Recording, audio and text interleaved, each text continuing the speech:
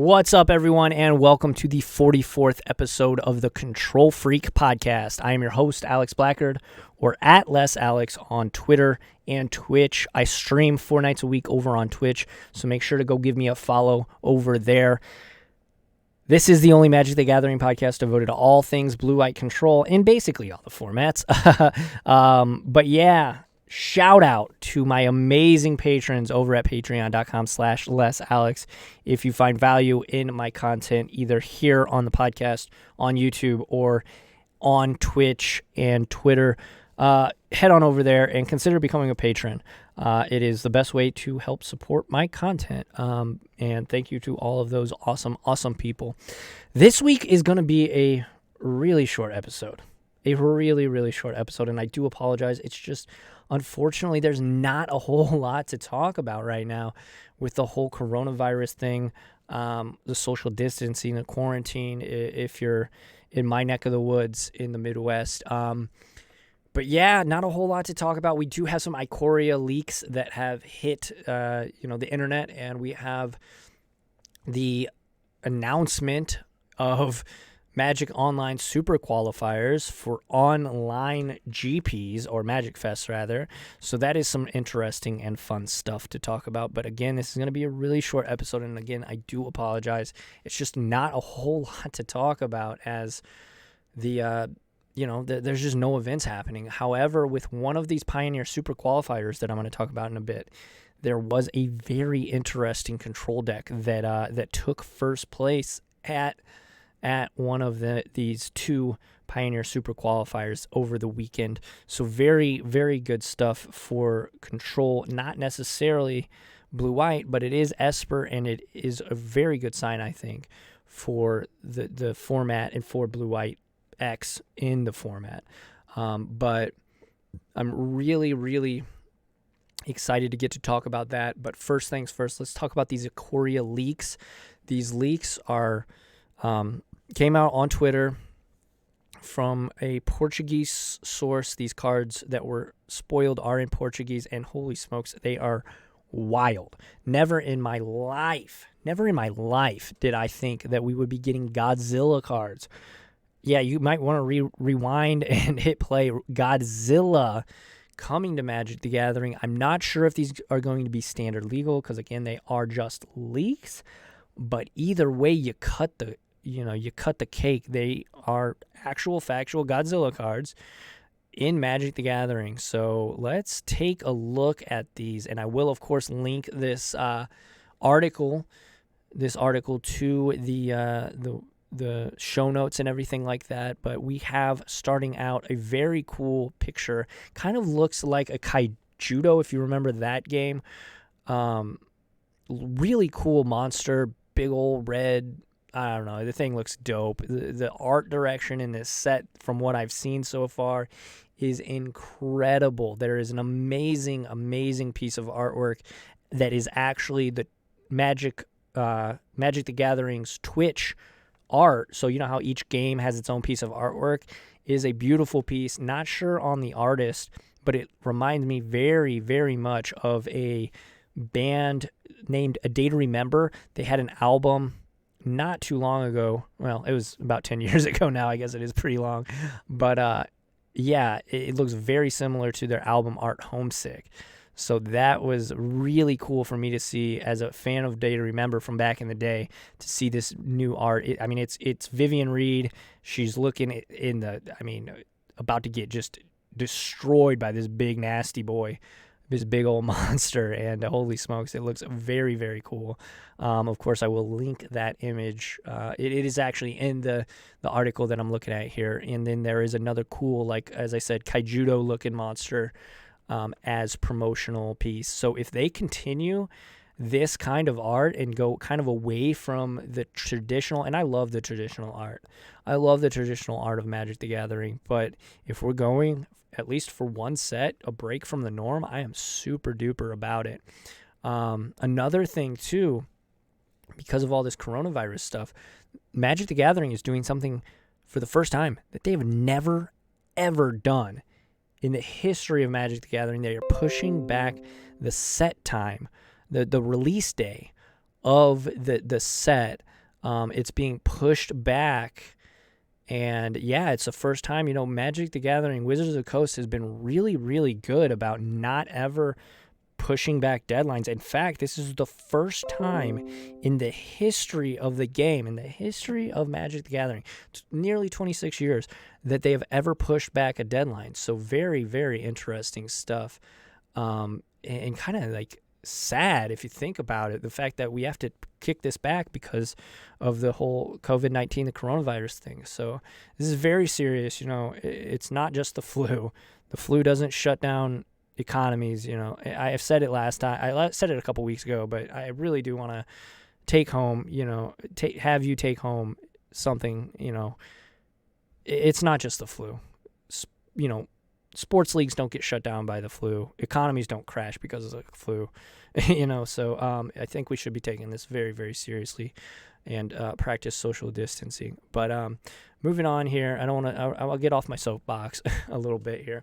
BioQuartz Space Godzilla is the name of a card in a Magic the Gathering set.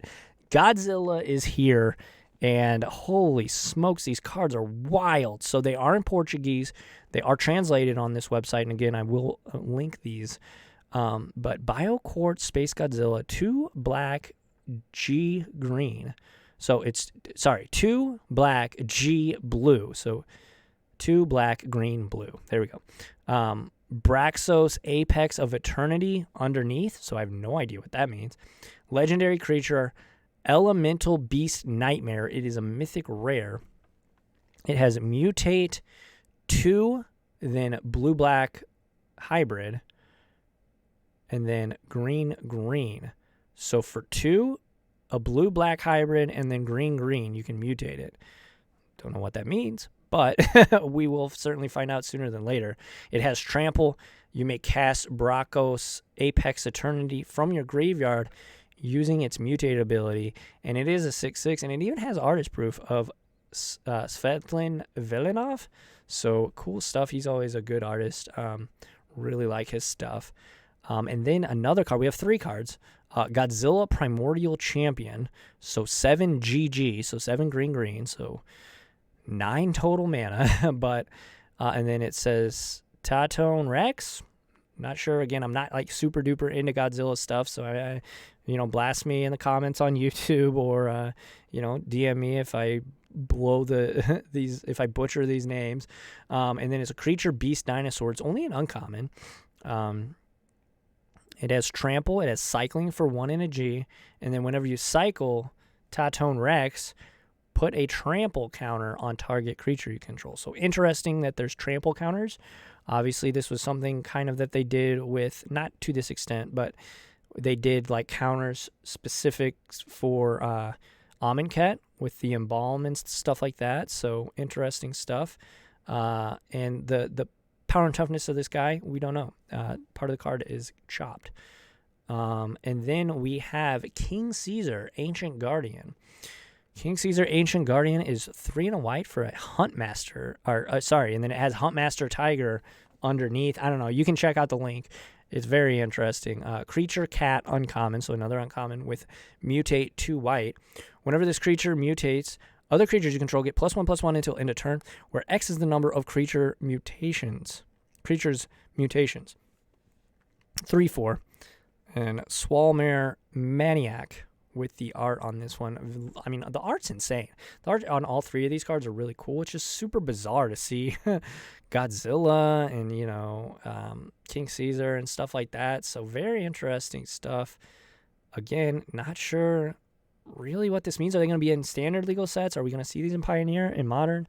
Or is this going to be just a promotional thing? It does show here on the website that there is a promo pack.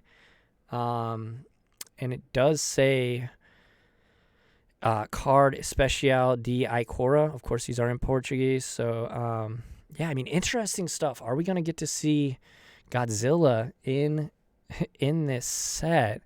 Of course, Mark Rosewater said that we're going to be getting some things that we have never seen. The craziest quote, one of the craziest mechanics we've ever made in quite a while. So this is from Mark Rosewater's mouth. So we could be seeing some pretty wild stuff in this set. Pretty interesting, though. But I do want to talk about these Pioneer Super Qualifiers. We'll start with the one that didn't have such a great showing for Blue-White or Blue-White X, Esper, and all that. And then we will move to the one that Esper actually took first place. So in first place, HT991122 took first place. This is going to be a Sultai, just a good old-fashioned Sultai deck. Ashiok Nightmare Weaver. Obviously, I've been talking this card up like crazy. It's finally here, and I think it's here to stay in Pioneer as these decks are really taking it. And, spoiler alert, it was in the winning Esper deck in the other Super Qualifier as well.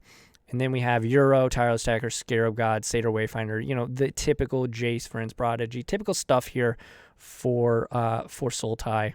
And then we have in second place, Mahazahina _ Linda in second place. So we have Mono Black Aggro, good old-fashioned Blood-Soaked Champion, Rankle, Thoughtseize. This deck. Very, very good deck. Still, just it will not go away. Bowen in third place with Mono Red, kind of like Zergo Bell Smasher, Monastery Swift Sphere, Goblin Rabble Master, kind of a quicker, lower to the ground, definitely not a chonky deck or anything like that. We've got Eidolon of the Great Revel, stuff like that. So definitely trying to get under some of the stuff that's going on in the format too, which might honestly be why we've seen Blue-White kind of take a back seat with all this combo and aggro. It definitely doesn't make for a good time in control to be good. And then we have Burning Tree Emissary deck with Gallia and Gore Clan Rampager. So green-red aggro deck with Zergo Bell Smasher and Atarka's Command mixed in there just for fun. That's fourth place. We have fifth place of Mono Red aggro, very, very similar to the other one.